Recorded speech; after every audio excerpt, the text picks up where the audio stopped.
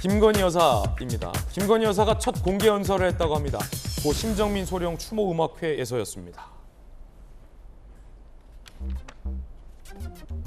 지난 18일 고 심정민 소령 추모음악회에 참석을 했는데 거기서 공개 첫 연설을 했다는 보도가 뒤늦게 나옵니다. 젊은 이 군인의 희생 덕분에 우리가 살아갈 수 있는 날을 선물 받았다고 생각하면 정말 대단한 희생이고 사랑이었다고 생각한다라는 발언이 있었다고 합니다.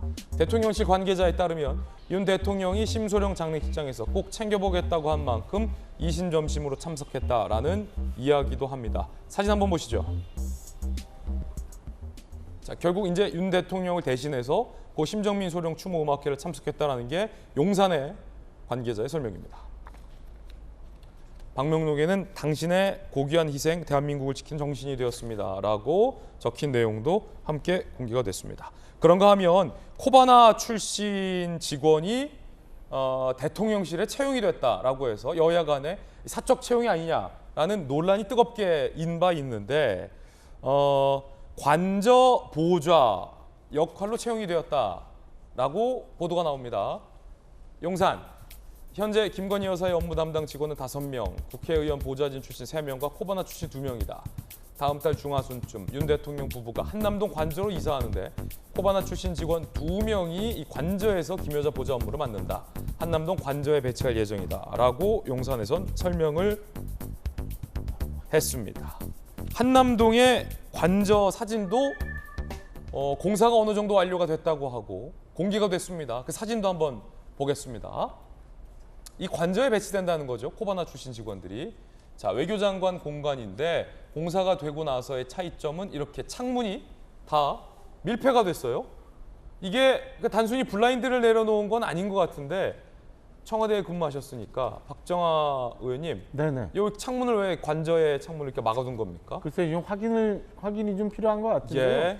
외교장관이 쓰시던 상황에서의 보안 문제나 안전 문제와 대통령이 직접 쓰실 때의 보안 문제와 안전 문제가 좀 다를 수 있어요. 그래서 저 창이 그 방탄창 뭐 이런 거 용도로 해서 좀 색깔이 저렇게 나왔을 수도 있고요. 그렇군요. 그다음에 그 방에 지금 쓰여진 방이 어떻게 이용될지는 잘 모르겠습니다만 방의 용도가 달리 바뀌었을 수도 있어요. 저 안에서 뭐 비밀스러운 회의를 해야 돼서 외부로부터의 이 빛이 나가면 안 되는 뭐 이런 상황이 있거나 아마 그런 걸로 저렇게 이제 공사가 진행되고 있는 거 아닌가 이렇게 지금 현재로서는 추정을 좀 해볼 뿐입니다. 그렇군요. 전재수 의원께서는 노무현 전 대통령 당시 청와대에서 이제 제2부속실장, 제2부속실을 이끈 수장이셨는데 어떻게 보십니까? 저건 아마 여러 가지 그 고려가 있었을 겁니다. 첫 번째는 아마 경호상 고려도 있었을 거고, 그다음에 관저는 이제 프라이빗한 공간입니다. 그렇기 때문에 아마 사생활, 프라이빗한 뭐 이런 부분들을 또 보호해야 될 필요성이 있거나 뭐 그런 걸 겁니다. 아마 여러 가지 것들이 고려돼서 저렇게 진행이 될 것이고, 저것은 그냥 막 하는 것이 아니고 경호실에서 경호상 저 고려 뭐 등등 전부 다 종합적으로 해서 하는 거니까 아마 그런 것들이 종합적으로 고려가 돼 가지고 아마 리모델링하고 인테리어 공사하는데 아마 저렇게 한 것으로 보여집니다. 예.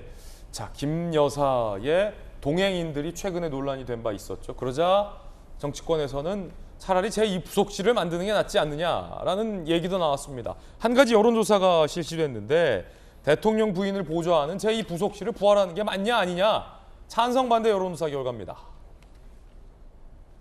찬성한다가 45.8%, 반대한다가 40.8%.